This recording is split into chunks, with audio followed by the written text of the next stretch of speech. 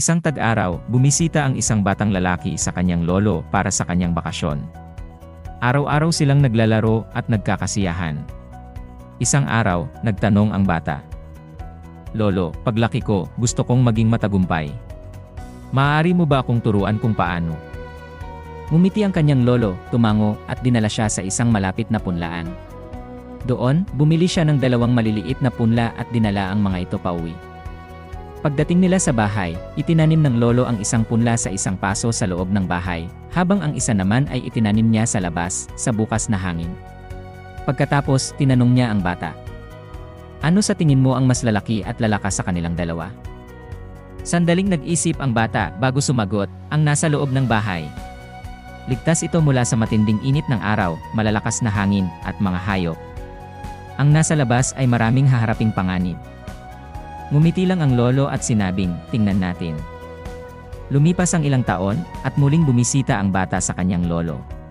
Sa kanyang pananabik, agad siyang nagsabi, "Lolo, noong huli tayong nagkita, tinanong kita kung paano maging matagumpay, pero hindi mo ako sinagot. Ngayon, kailangan mo nang sabihin sa akin." Mahinang natawa ang lolo at sinabing, "Siyempre. Pero bago yon, tingnan muna natin ang mga halaman na itinanim natin noon." Dinala siya ng lolo sa halaman sa loob ng bahay. Lumaki ito ngunit nanatiling maliit at mahina. Pagkatapos, pumunta sila sa labas, kung saan itinanim ang pangalawang punla. Sa kanilang harapan, tumambad ang isang napakalaking puno, ang mga sanga nito ay malawak na nagbibigay ng lilim sa mga dumaraan. "Ngayon, sabihin mo sa akin, alin ang mas lumaki at alin ang mas matatag?" tanong ng lolo. Namangha ang bata at sumagot, "Ang itinanim natin sa labas, lolo." "Pero paano nangyari iyon?" "Napakaraming pagsubok ang hinarap nito, pero ito pa rin ang mas lumaki at lumakas." Ngumiti ang kanyang lolo at ipinaliwanag, "Tama ka. Ang halamang nasa loob ng bahay ay protektado, ngunit limitado.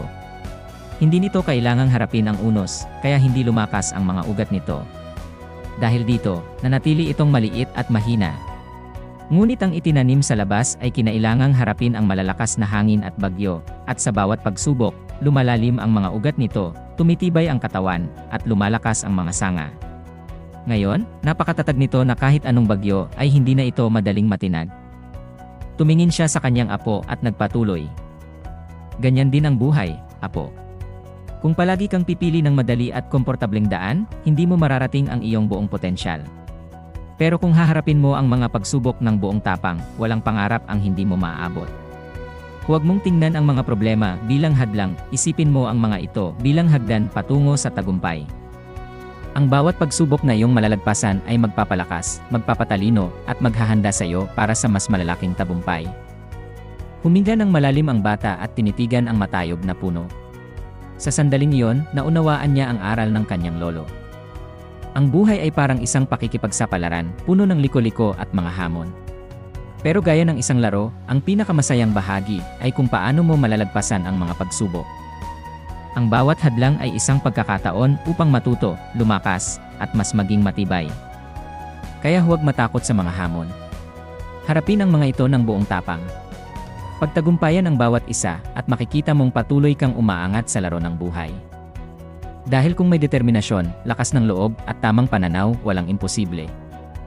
Ang kwentong ito ay ang tunay na tagumpay ay hindi nagmumula sa pagiging komportable kundi sa kakayahang harapin at lampasan ang mga pagsubok sa buhay. Tulad ng punong lumakas dahil sa hamon ng panahon, ang isang tao ay lalago at magiging matatag kung siya ay matutong humarap sa mga hamon ng may determinasyon at tapang. Kung nagustuhan mo ang kwentong ito, huwag kalimutang i-like, i-share, at mag-subscribe para sa mas marami pang inspirasyonal na kwento.